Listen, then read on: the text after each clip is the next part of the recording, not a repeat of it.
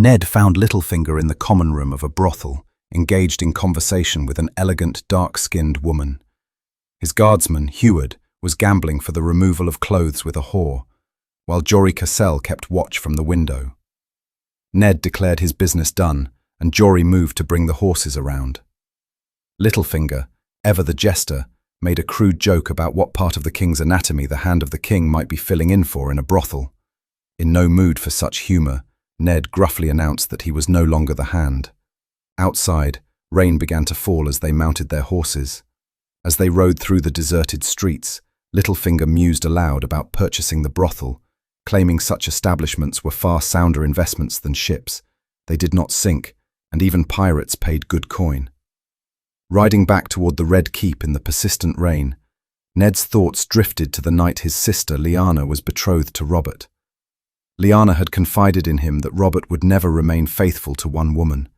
Ned, who had already met Robert's first bastard daughter, had assured her that Robert was a good man who would love her with all his heart. Lyanna, however, had responded that one could not change a man's nature. After what he had witnessed this night, Ned could not deny the truth in his sister's words. Ned's purpose at Chataya's brothel had been to meet a prostitute and her daughter Barra, a bastard of King Robert. The child bore a striking resemblance to Robert, and the girl proudly pointed out the baby's distinct nose and hair, both unmistakably inherited from the king. Ned remembered that Robert's firstborn had possessed the very same hair. The girl had pleaded with him to tell Robert how beautiful their daughter was, to assure him she had been with no other man, and that she awaited his return. Eddard had vowed that she and the child would be well cared for. As he rode, Ned reflected on his own fate, cursed to always keep his promises, while Robert could swear undying love and forget it by morning. His thoughts then turned to Jon Snow, and he wondered why the gods would bestow such lust upon men, only to frown upon their bastards. Ned then questioned Littlefinger about the king's other illegitimate children. Littlefinger admitted he did not know the exact number, but spoke in detail of Robert's acknowledged bastard, Edric Storm, the son of a cousin to the king's sister-in-law. Littlefinger also recounted rumours of a pair of twins born to a serving maid at Casterly Rock, whom Cersei had allegedly had killed.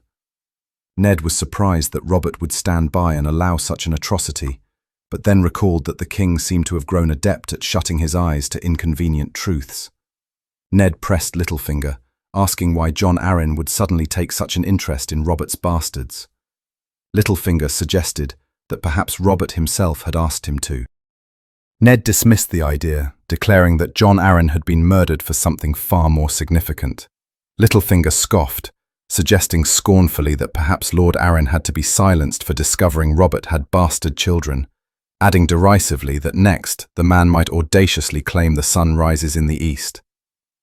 For the first time in years, Ned thought of Rhaegar Targaryen and wondered if the Dragon Prince had frequented brothels. Somehow, he thought not. Suddenly, they found themselves surrounded by at least 20 Lannister guardsmen. Jaime Lannister rode forward, announcing he was searching for his brother, who had apparently encountered some trouble on the road. Ned informed him that Catelyn had taken Tyrion prisoner to answer for his crimes. Littlefinger groans in dismay, and Jaime, drawing his sword, moved forward. Jaime demanded that Ned draw his own steel, declaring he would butcher him, but preferred if Ned would fight back. Jaime then suggested Littlefinger leave if he wished to avoid getting blood on his expensive clothes. Littlefinger needed no urging, but assured Ned he would return with the city watch. The Stark guardsmen had drawn their swords, but it was 3 against 20. Ned reminded Jaime that if he died, Catelyn would kill Tyrion. Jaime, though disbelieving, was unwilling to risk it, and ordered his men not to harm Ned. However, Jaime refused to leave Ned entirely unchastened, and commanded his guardsmen killed.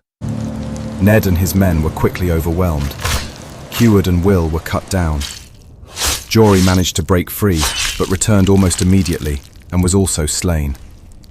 In the ensuing confusion, Ned's horse slipped and fell, and Ned was blinded by the searing pain of his breaking leg. When he opened his eyes again, Ned dragged himself through the mud. When Littlefinger and the gold cloaks finally arrived, they found him cradling Jory's lifeless body. He was returned in horrid pain to the Tower of the Hand, where Grand Maester Pycelle attended to his injury.